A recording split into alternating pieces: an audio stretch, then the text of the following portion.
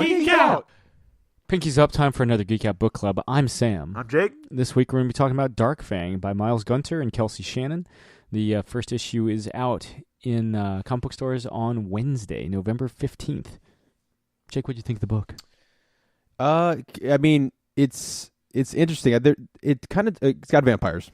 First of all, I'm throwing that out there because the second put that in the plus. Yeah, column. I don't want to spoil too much, but like the second half of the book for me was a pretty interesting take on what a vampire does with their free time. Yeah, I'm no expert in vampires. When time no longer matters. Yeah. But that I like how she spends it. Like I said, I don't want to go into too much detail because I want people to read it. But it was really interesting. Yeah. I really like that a lot. And the first issue or first half of the issue is really her, acclimating to modern times. Sure, yeah. And blood is spilled and heads literally roll. Oh yeah, heads are juggled even. Yeah, she makes her presence very well known, very quickly. Yeah, but I thought and then they're like, hey, here's the backstory. Yeah, because they interviewed the vampire backstory. Yeah. I mean, I guess it's just the backstory. It's nothing to do with the interview with the vampire except it's vampires.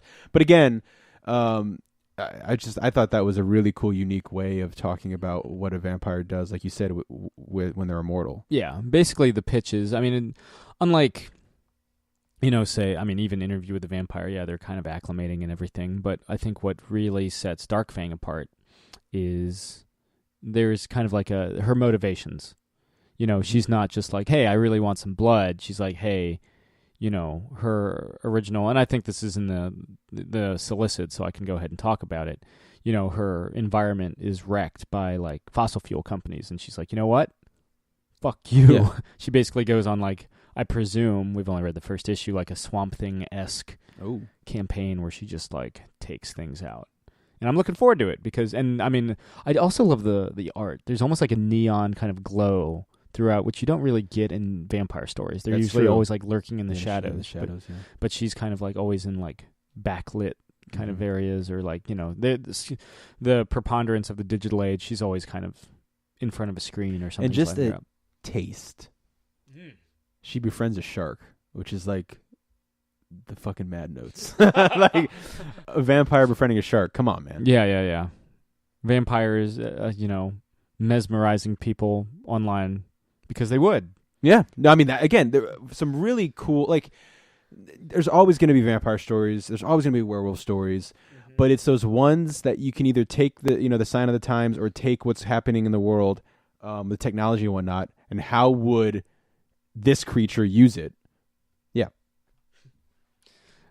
It's great. I mean, again, it's a vampire story, I think, with a socio timely message. Yeah. And again, it's not your average vampire story. Yeah.